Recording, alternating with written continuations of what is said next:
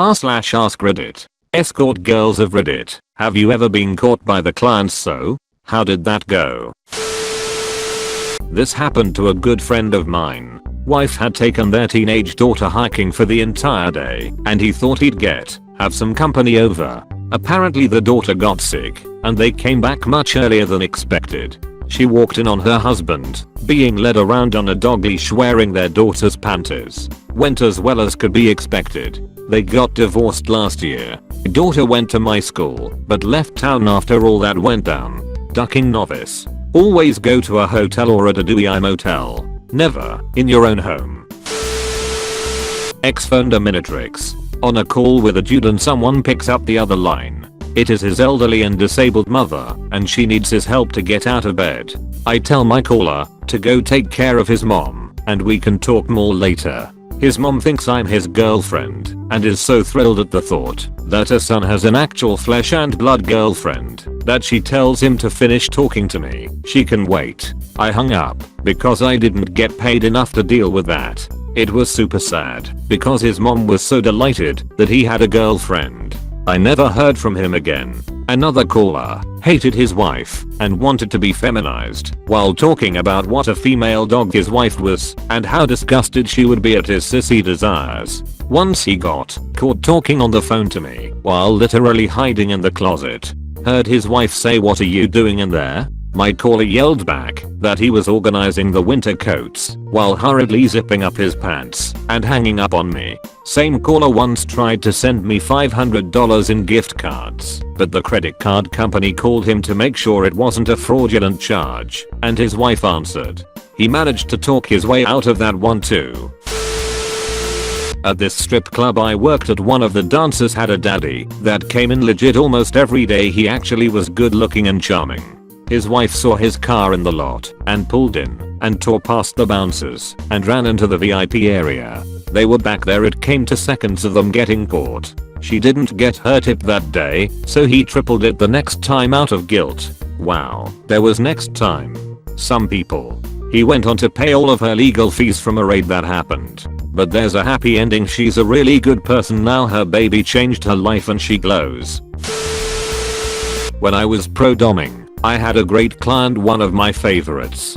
He was this older guy, worked in construction, who liked to be dressed up like a pretty girl and humiliated. This is an incredibly common fetish and easy money. For his 60th birthday, he decided he wanted to try getting pegged. That wasn't something I'd do for just anyone, but we had good rapport and the idea delighted me, so I went ahead and made him my ditch for the evening. He loved it. We had a great talk afterwards about how liberated it made him feel. How, as he got older, he wanted to try new things, and how he wished his wife could understand and be adventurous with him. This is not an unusual conversation. What is unusual is that the guy apparently told his wife, "I got a nasty email telling me to stay the hell away from her man." I never responded and never heard from him again. I hope they made it. This is why you get out all the gross stuff while you're dating. My fiancé and I found out pretty early that we both like stuff in our butts, and it all went pretty smoothly. Sort of the other way round, but I found out the girl I was dating was an escort when she texted me instead of the client. True story. That's part of how I found out my girlfriend was cheating on me. She lived in a gated community and somehow her instructions in a text to someone else on how to get through the gate and get a visitor's pass bled over into a text she sent me. How? I don't know, and when I asked her about it, she denied she sent me that. She lived 42 miles away, so she knew I wouldn't just drop in. One Friday she lied to me about going to a friend's for dinner and I knew she was lying to me, so I dropped in. It did not go well, but it did scare the doo out of the guy. These are not times I care to remember, nor rehash in my mind, but 2.5 years later it still stays in the forefront of my mind.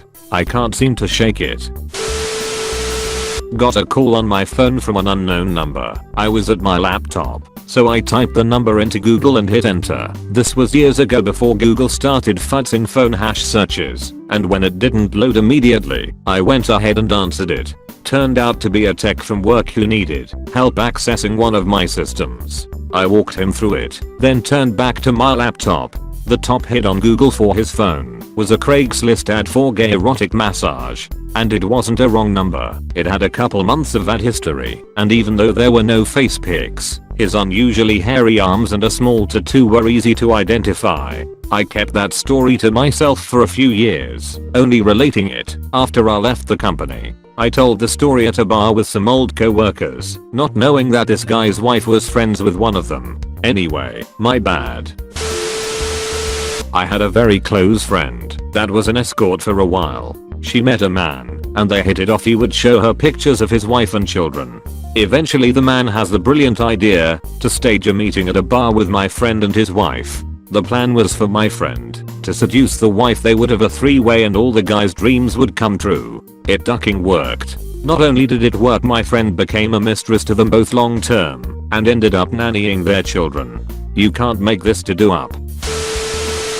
Not me, but a friend had been having an affair with a married guy for 9ish months. He said he was leaving his wife, but always came up with an excuse not to do it. Then one day, my friend was staying at his house when the wife showed up early from a business trip. She walked in and pulled a gun, aiming at her husband. This broke out into a huge fight/scramble, where I guess the guy tried to tackle her. He failed to pull her down, but managed to knock the gun out of her hands. So my friend ran and picked it up and turned to see them screaming and trying to tear each other apart. When the woman saw she had the gun, she turned and begged my friend to shoot her husband, saying he was a cheating dastard, etc. My friend just stood there, bare-assed, holding it. She said she was tempted, but very quickly chose to walk out, grabbing her clothes on the way. She threw the gun in a dumpster outside their place and drove off, never seeing either of them again. Not a significant other. Worse.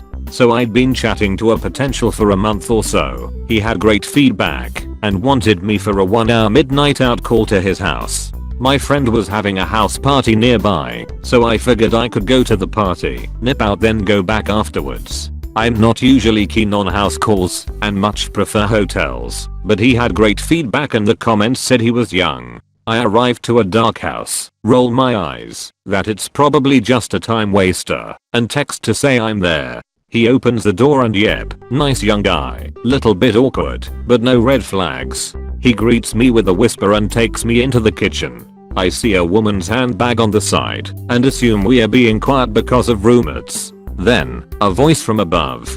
The sort of shrieking harpy more suited to screaming at bus drivers or emanating from Jeremy Kyle's stage. Is there a ducking light on downstairs? What are you doing? Get the duck to bed. It's his mother.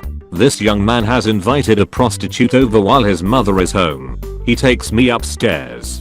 All the lights are off and I slip and fall against a door which opens. The light illuminates a woman's bedroom, frilly bed covers, and his mother in bed, who thank duck cannot tell that it's not her darling son at the doorway. What the duck are you playing at? She screeches, and I shut the door, and he ushers me into his room. I'm not sure what the duck I'm playing at either, to be honest. I'd really quite like to just run off screaming into the night, but I've bothered shaving, and would also quite like some money, thank you. We chat in hushed voices. He wants to do a roleplay, and it's all very cringy etc, and he also wants to come on my glasses and lick it off. Fine, whatever, just don't get it in my hair. Of course I cannot relax at all and have to be completely silent throughout because I'm terrified she will come in the room and catch us. He jizzes on my glasses and of course he gets it in my eye. Afterwards I put my clothes on and get ready to depart. He switches off the bedroom light and opens the door. His mother wakes up again.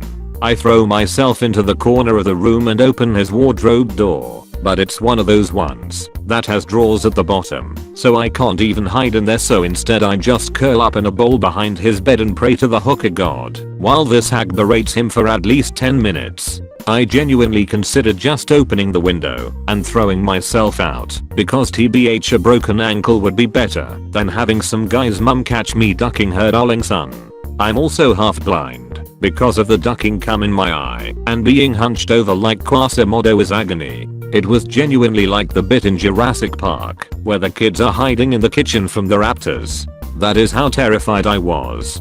She finally retreats back into her room and I creep down the stairs and out the door and run for the hills. Cherry on top of the cake is him texting to ask when he can see me again, but maybe this time come over for 2 AM. I hope you enjoyed the video. Make sure to like, comment, and subscribe for I upload daily and suggest what subreddit I should cover next. Thank you and happy travels.